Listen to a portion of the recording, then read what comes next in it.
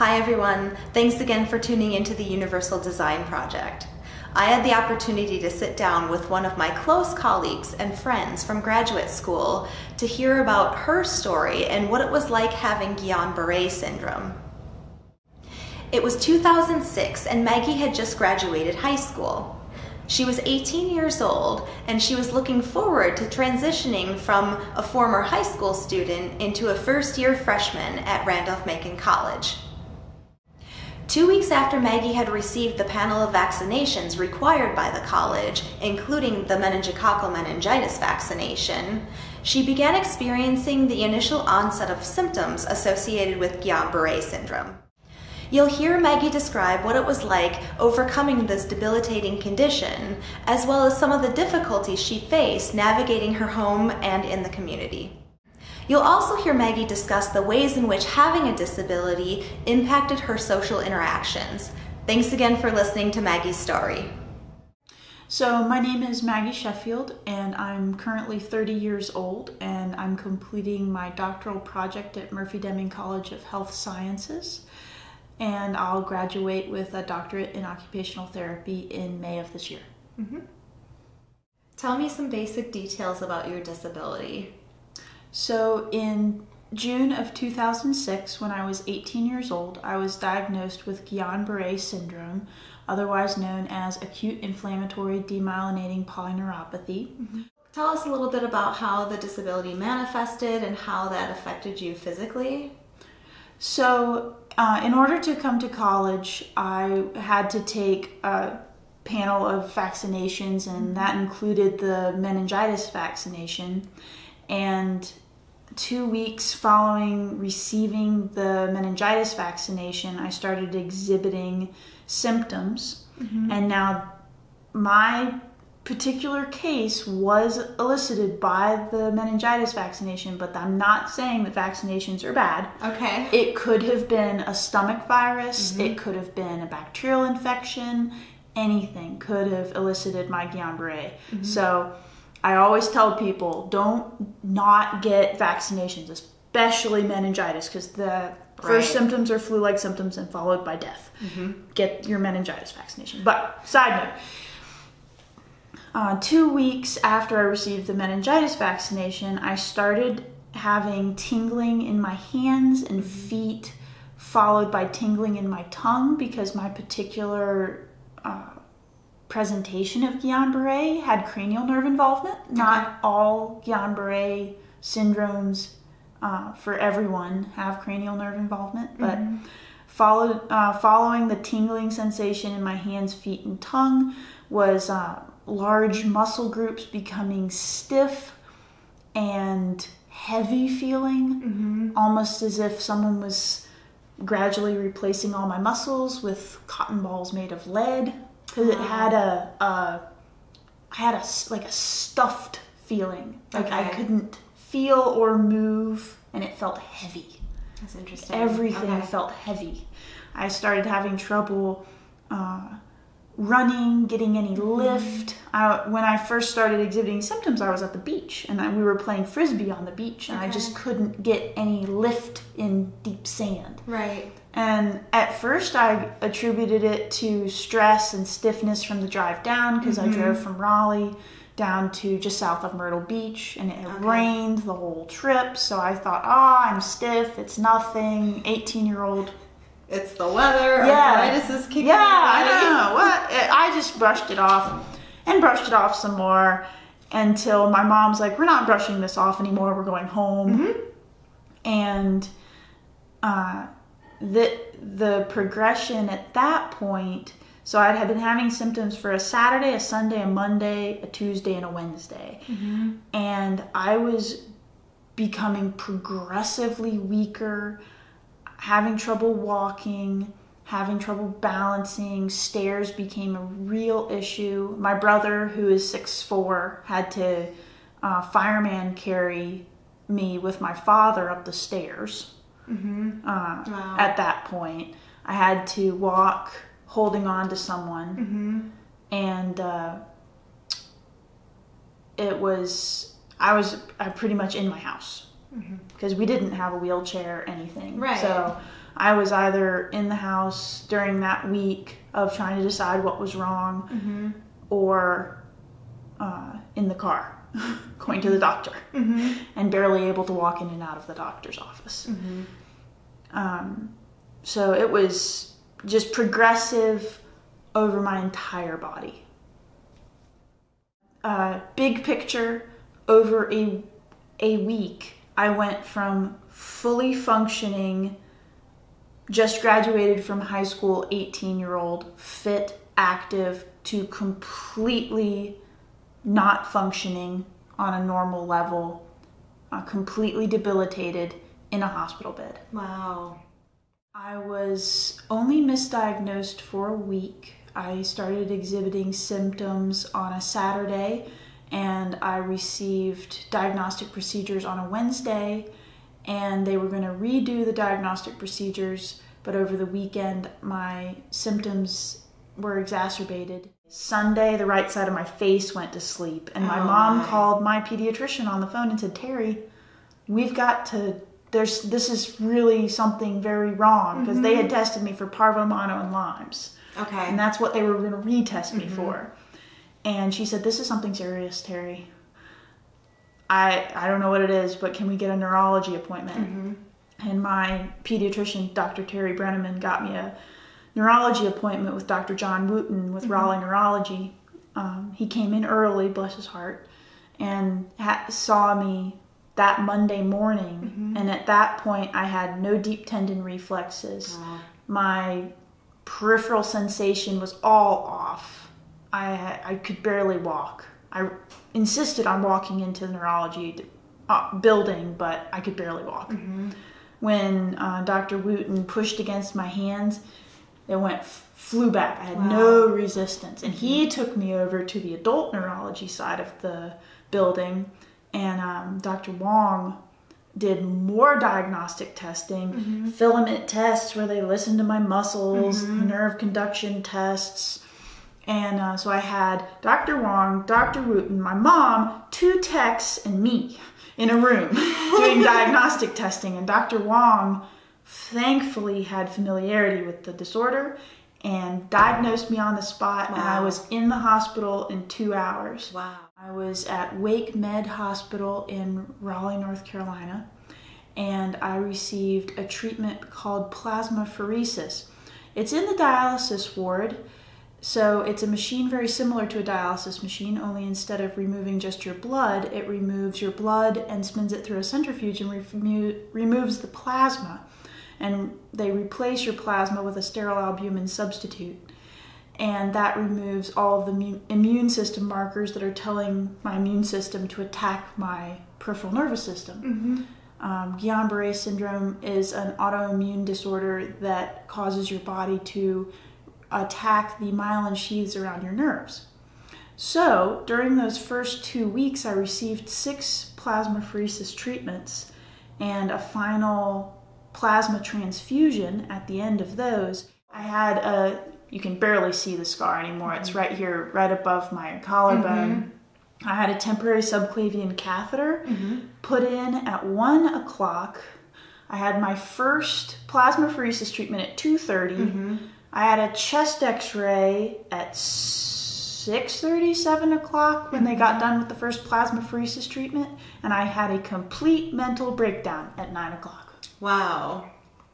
I cried because it sunk in with everyone running around checking my breathing every 30 minutes. The rest therapists coming in and checking my breathing every 30 minutes. I'm in pain because now my muscles are seizing up because they're so tight from the muscle atrophy and all the signals turning off. And I just completely broke down crying. Wow. It was uncontrollable sobs, like realizing that night I could die. Because they were checking to make sure my diaphragm wasn't turning off and they weren't going to have to intubate me that night. Goodness. So, but after that, I woke up Tuesday morning, not dead, and realized, like, wow, well, I didn't die. And I realized I can do this. And I was an absolute fascination point for the resident hospital chaplain because she kept coming back and seeing me. She came back and saw me like twice a day for the first week. And at the end of the week, she said, Maggie, it's okay to cry. Aww. And I was like, Barbara, I did all my crying on the first day. Got it out of the way. I'm good. Yeah. Because I realized that, all right, I can do this. Because there was so many people on my team to help me get through the acute stages. And I knew that it was still going to be really tough. And I knew that it was going to be a long road to hoe. But I had so many people who knew how to help me. Right. And it sounds like you walked in like at the right place and the right time when Dr. Wong knew exactly, having that experience, knew exactly what was happening to you. And they acted so quickly as a team to help you. So I'm very fortunate for that because I wouldn't know you otherwise. I know. I was very lucky. If I had been, and that's why I love big hospitals like that, sending teams to rural periphery and satellite hospitalettes. Because if I had been in a rural location, I would not have been properly diagnosed. Right. They would have passed me around to specialists, sent me to a city. I'm a week. If I hadn't have lived in Raleigh or a comparable city, who knows? With that swift of progression. After I'm stabilized and my immune system is no longer haywire, I entered 2 weeks of intensive inpatient rehab.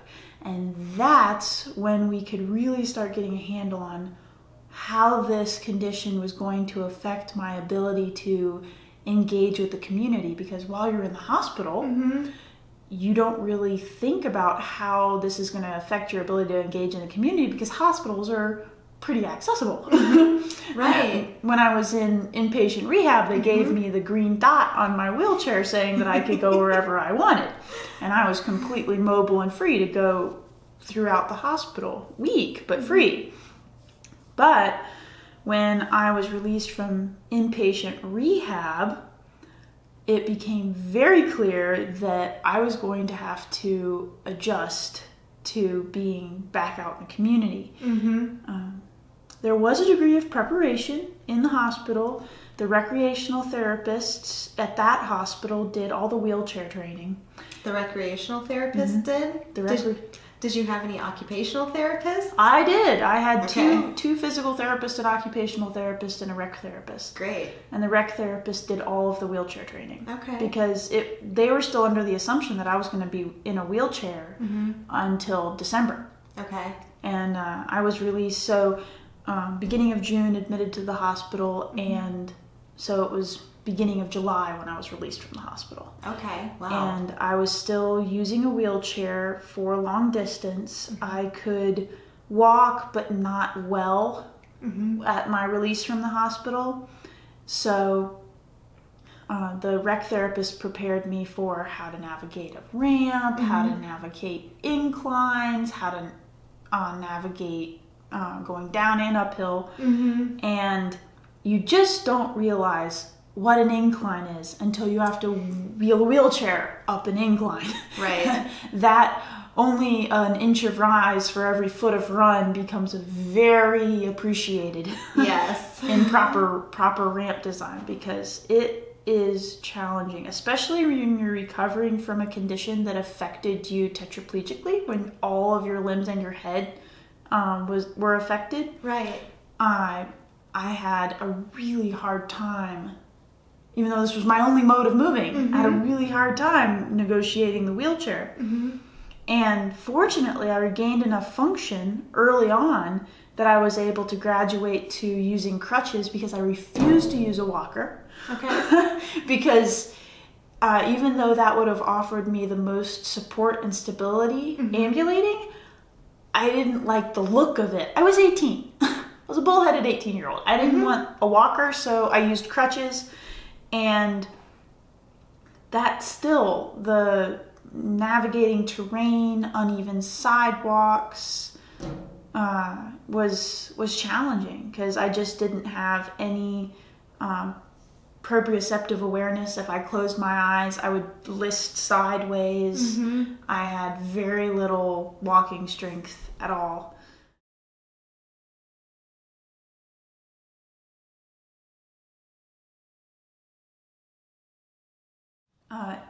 In regards to the physical and emotional struggles that I incurred at the time, one of the things that I ran into often was people would see how I was, because I came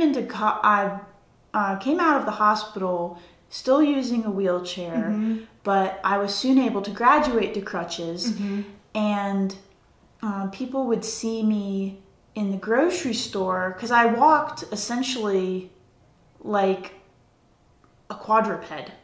It was crutch, crutch, crutch. I was walking with both feet. So people would wonder, why is she using crutches when she's putting both her feet down? Right. So it was it was a conversation point for people. And even in the hospital when I was completely debilitated, there was this automatic, wow, that must suck. And people would dwell on how much it sucked to be an 18-year-old completely debilitated, and then how much I must hate having to crutch. And I was like, well, actually, I really love being able to crutch, because I'd have to use a walker, or I could still be in a wheelchair, because I was slated to be in a wheelchair until Christmas. Right. I was going to say, at least you were up on 2 feet walking. Yes. You had made it that far. Yes. There was, that was one of the best perspectives that I got, was that there's the fully functioning, there's this automatic assumption of you can't possibly be enjoying life at all. Okay. Because of this glaring difference in your life now. Right. And when you're experiencing that, and I had an acute case, I was going to recover. Right. But even in a chronic sense, that becomes you.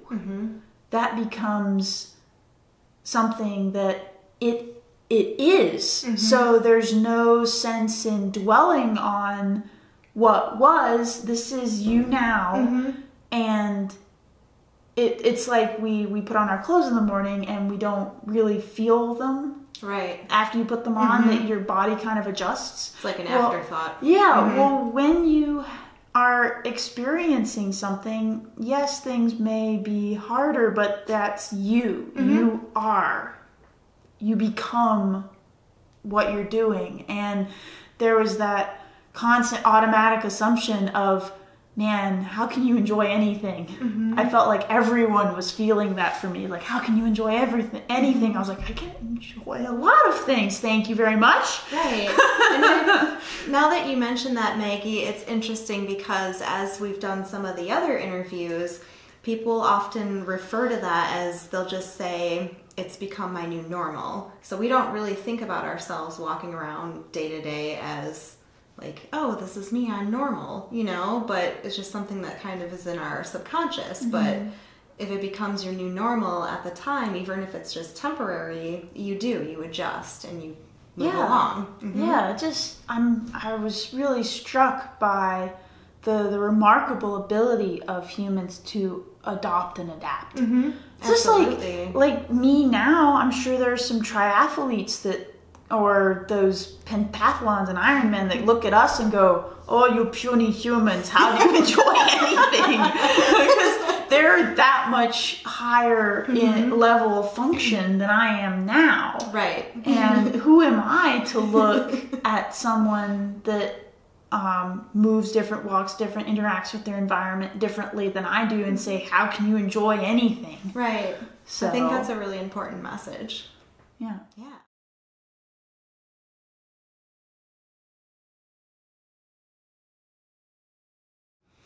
So when I was released from the hospital, beginning of July,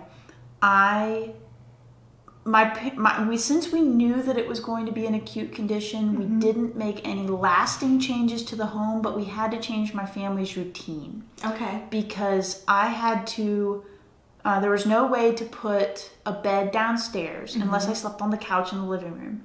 So we had to schedule it so that two people were home to get me up the stairs, because I couldn't manage stairs when I first got home. So it was either my brother and my dad, or my brother and one of his friends, or my brother and one of my friends had to carry me up the stairs.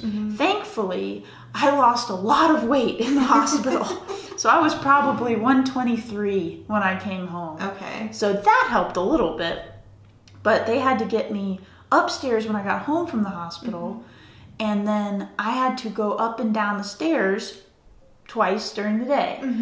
And if there was no two people to get me down, I stayed upstairs all day. So did you guys have a bathroom on the first floor? Well, we had a half bath, but the full bath was upstairs.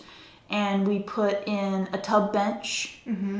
And then my occupational therapist in the hospital made me a bed sheet, long bed sheet. She rolled it up and taped it so that I could fling it over my foot to get my feet in and out of bed. Like a leg lifter. Yeah. Cool. She essentially gave me a very universal leg lifter. And I had to have help the first 2 weeks. Well, the first 2 weeks or so home, I had to have help dressing. Because I just didn't have the upper body strength. Okay. I couldn't lift my arms above my head. So I'm sure you probably didn't have a lot of endurance. No. After going through all of that either. No, and I still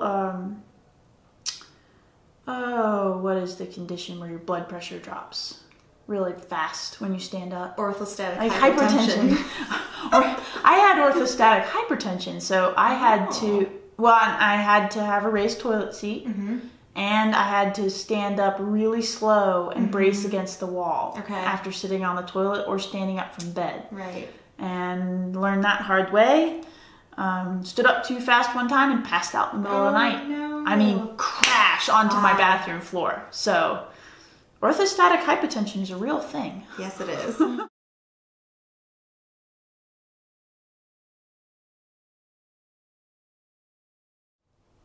If my symptoms had the residual symptoms had lasted any longer, I would have really liked to have been on the first floor.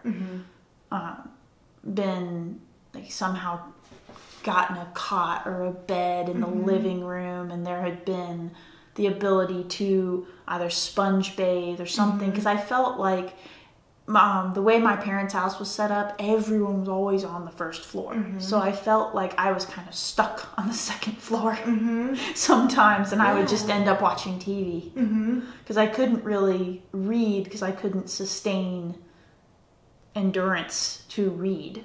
Okay. I tried to read because I thought, what better way to get some reading done? I can't do anything else, but I just didn't have the endurance and the mental fortitude to really read, so I watched a lot of TV.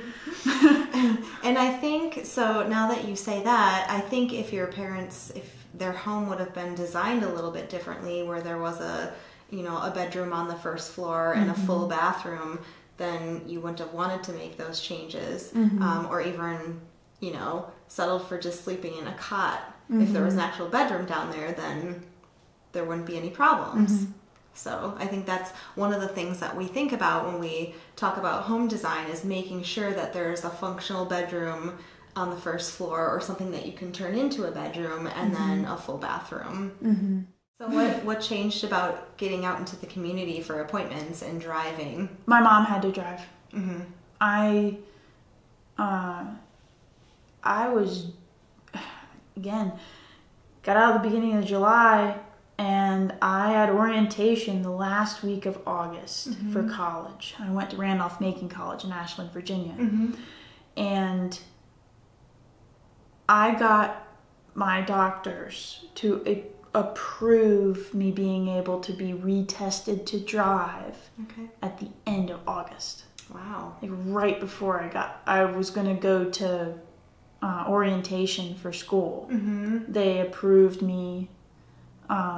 They got my physical therapist, because my physical therapist had to approve, because they had to say that I had enough plantar flexion, dorsiflexion in my feet. Absolutely. To apply onto the pedals enough strength to turn the wheel. And then I had to go get an eye test, because since I had cranial nerve involvement, there was at one point where I could not focus my eyes. Okay. So that makes sense.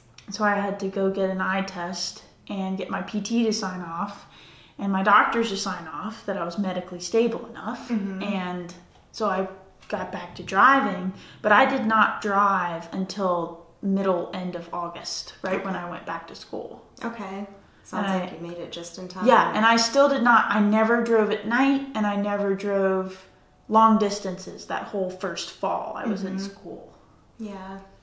And it sounds like, Maggie, you know, even when you were describing earlier about getting around your house, it sounds like having that really good social support system of having your parents and your brother there for you, that was really helpful. Yeah. You know, you're lucky that you had that, because if you didn't, I think it would be that much more challenging to figure out ways to navigate your situation a little bit better. Oh, yes, absolutely. Yeah. And then that segues really nicely into what supports my college offered me. Right. Because I gave them essentially a week and a half, or a week. And I called my state representative, Molly, at Randolph-Macon. She put me in touch with the Disability Support Services department. And they were awesome. They got in touch with all of my professors and confirmed where my freshman classes would be.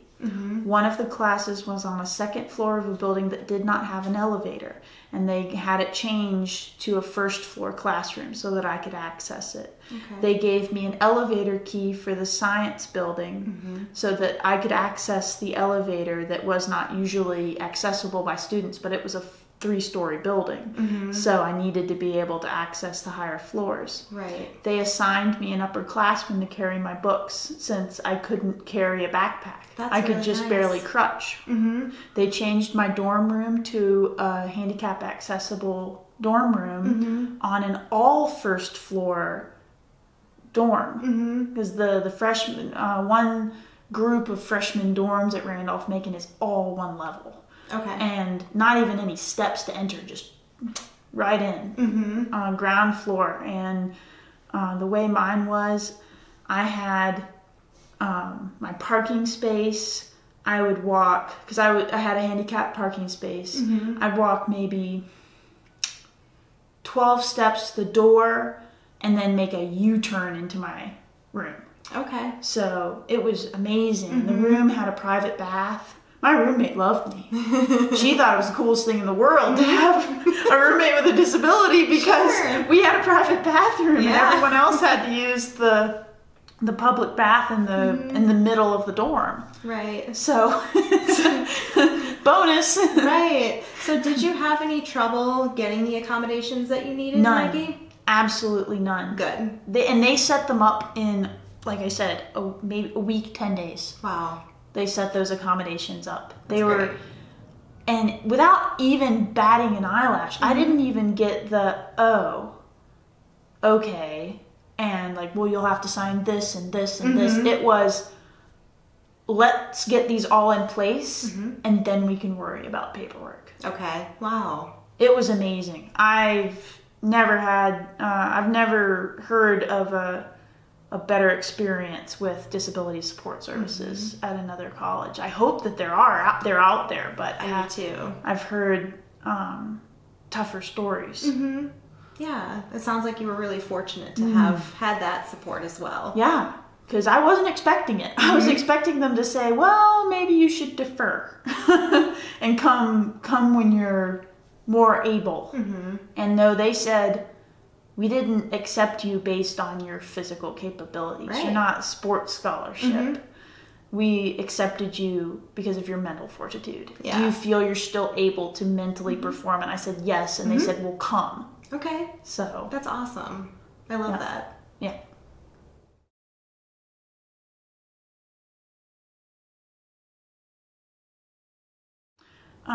So while I was experiencing the worst stretch of being disabled, from exiting the hospital in July to what I'd say re-achieving more functionally normal, probably January, February, I would say that I was back to normal.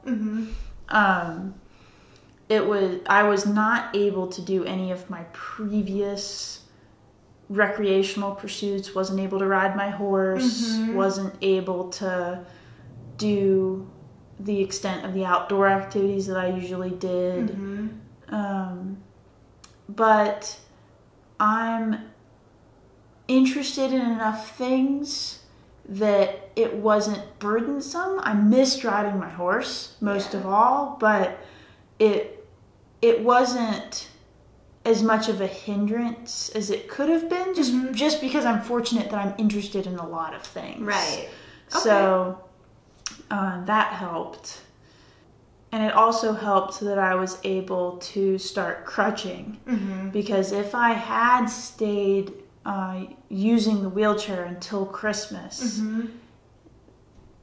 that would have I would have had to get better training and get a better wheelchair, because the wheelchair that they loaned us from the hospital, oh dear me, it was heavy. I would have, if I would have been in a wheelchair any longer, I would have had to have found something not that heavy. Okay, yeah. But so it was a blessing that I was able to crutch. I just had to, one thing I had to do is I had to very carefully plan ahead where I was going, because everything took me longer to do, because I had to go slow. And I had to remind myself every moment to go slow, because if I rushed at all, I would wear out really quickly. And then I would essentially be like a car that's run out of gas. It's not like everyone else, like, oh, I'm tired, I'll just walk back slowly. If I bottomed out, I had to sit down.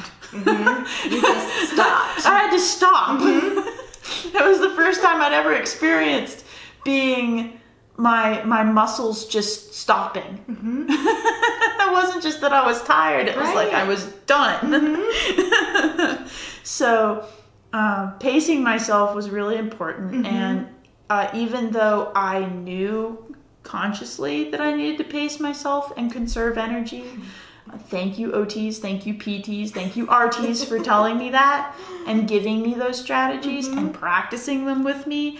18-year-old again, I'd go and be like, oh shoot, and be done. My plan didn't work. Yeah, and have to, like, bench, where's a bench? My kingdom for a bench. Yeah. So it was tough. Having to plan ahead everything, because you're so used to, as a teenager, being able to do everything spur of the moment. Right. And go. Yeah, it's like everyone's going to the mall. I'm like, okay, if I go to the mall, I definitely won't be able to do homework because I will be done.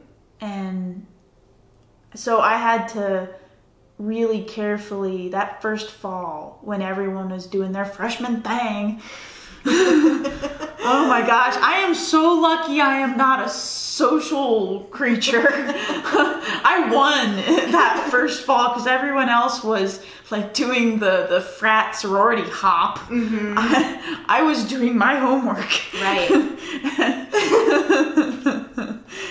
You were doing academics. Being safe. Yeah. Because if I had had Guillain Barre and had the normal freshman college plans, I would not have been able to manage them at all. So my heart goes out to any other 18-year-old who has ever gotten Guillain Barre and aspired to having normal college experience. Mine was fine, but I would not have been able to manage the typical freshman college cultural experience. Yeah. At all. Yeah. I think that probably would have compounded the psychosocial issues involved with, you know, not being able to socialize, and, you know, you might have found yourself a little bit more depressed than normal, not being able to fit in. Yeah, because that's the last thing that freshmen are thinking about, is waiting up for someone. Mm-hmm.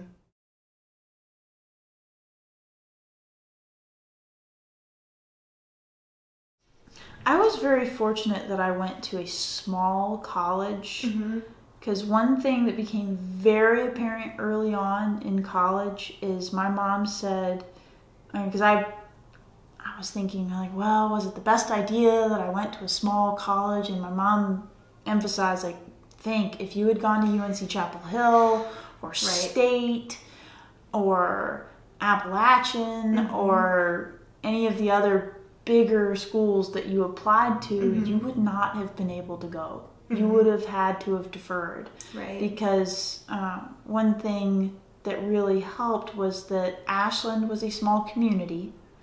I could go and see places and have places to sit along the way. And I could get around my entire campus with places to sit along the way.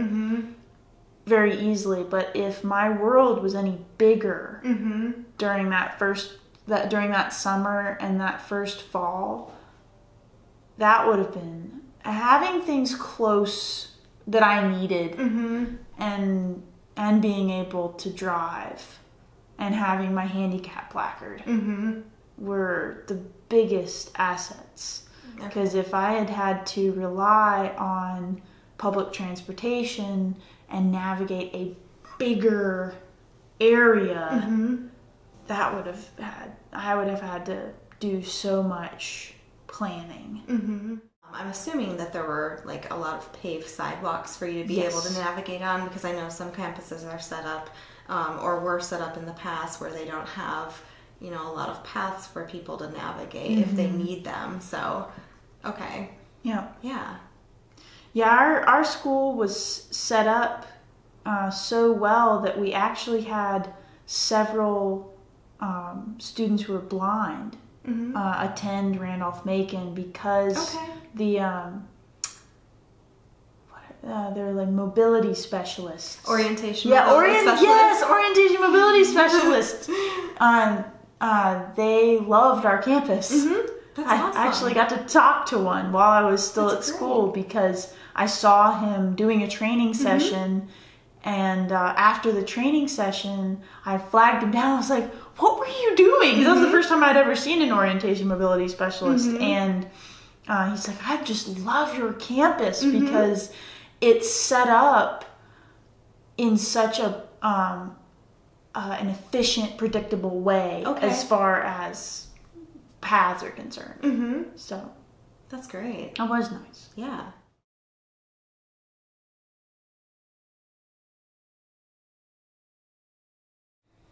I have had a lot of people curious about my condition, and especially how young I was, because there is a rising amount of people who are younger having Guillain Barre for one reason or another. But the majority of the population with Guillain Barre were 40s plus.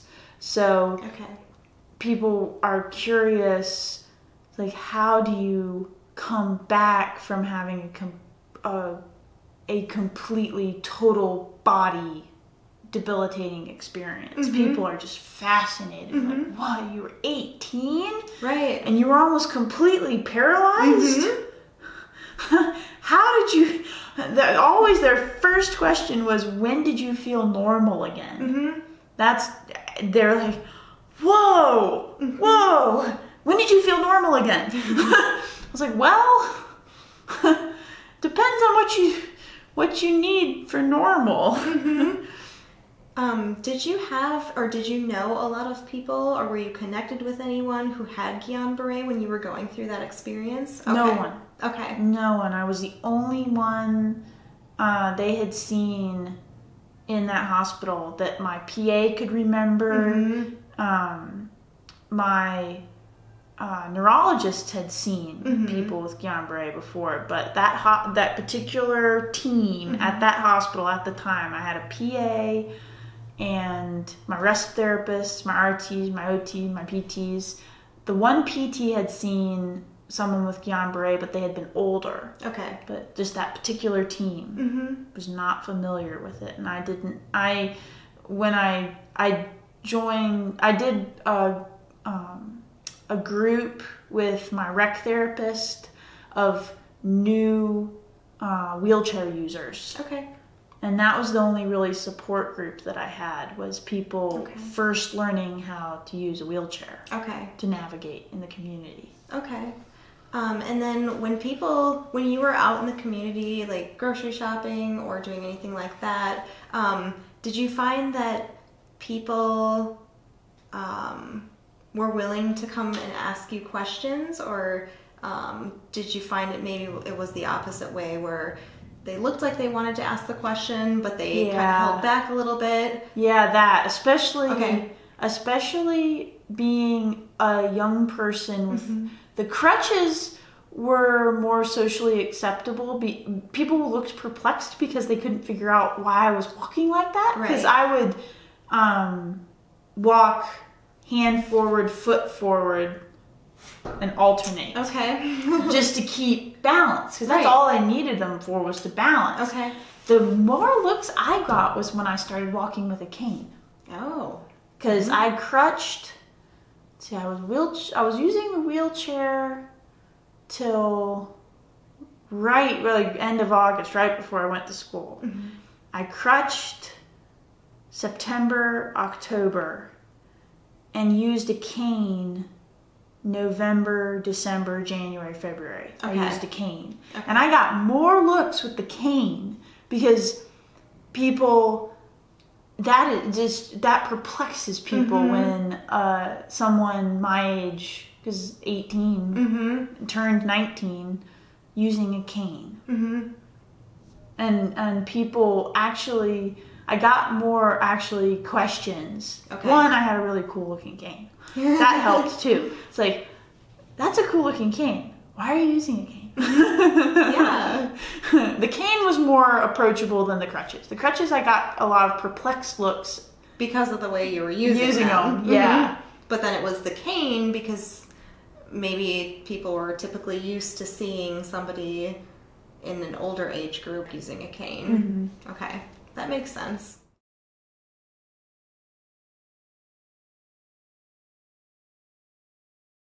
Adopt like what Randolph-Macon did. These families are expecting you to be like, you're inconveniencing me. If you can really deeply adopt a mindset of, you're just another customer. You're just another person who can contribute to my organization and be a customer or a client, and not a mindset of, you're inconveniencing me first and then maybe you're a client. If you keep that, you're a potential client, you're a potential customer. If you keep that mindset at the forefront, your interactions with those families are going to be so much more positive and meaningful for both parties, I think. Right.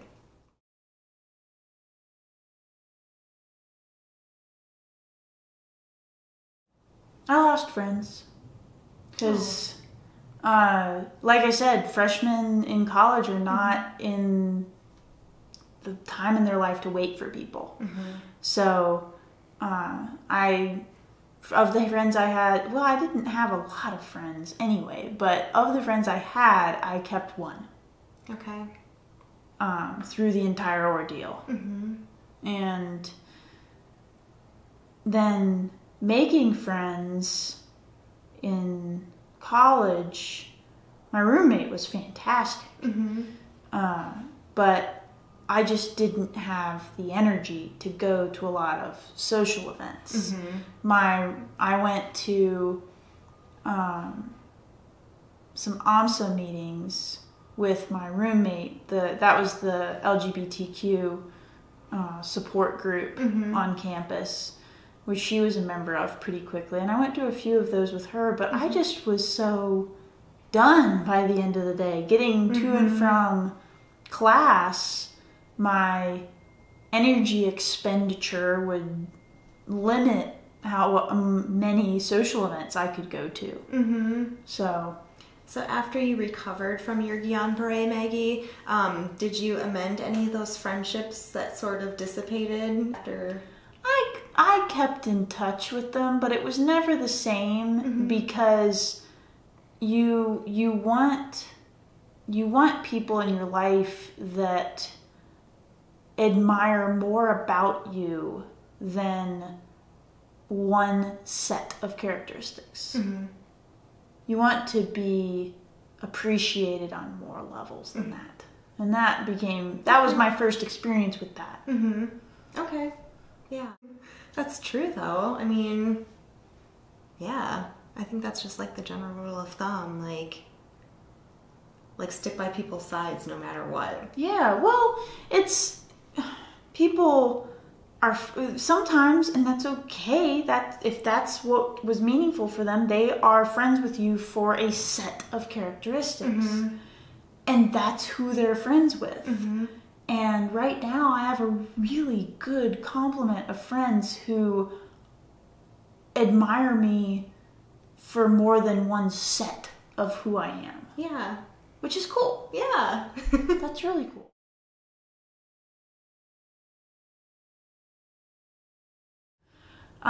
So when I was first diagnosed, I had one very staunch, loyal friend that came to the hospital and sat with me every day, and we figured out all kinds of fun things to do in a hospital room with someone who cannot get out of bed. One day she brought me an entire foxglove plant because she knew that my favorite flower was foxgloves, and she could not find any foxgloves cut in an arrangement. She looked. Aww. And it's like that scene in was it Runaway Bride? Is a dogwood a tree or a flower? It's both. No, Miles looked for foxgloves, and she brought me an entire plant in a pot to the hospital and put it next to my bed. Aww. These friends that see you still as someone who can laugh, someone who can have fun, someone that they don't see the disorder, the disability, what has changed in your life. They see what's still the same about you. Right. And there were friends in my friend group at the time that all they could see was what wasn't there and what had changed and how it impacted them. Wow. And those were the friends that I just never had the same relationship with them again. Miles was the only one who's like, oh, GBS, whatever. You still laugh. You still can play board games. You still can... I can push you around the hospital. Several times Miles had a nurse transfer me into a wheelchair, and she just pushed me around the hospital. Because she still saw you as her best friend. Right. And some things never change, even if there is a disability. It's who you still are on the inside. Yep, she saw what was still there, not what was gone. Right. I love that. Maggie shared some valuable insight into how her life was affected by Guillain Barre syndrome. She described how this disability not only affected her physically, but emotionally as well.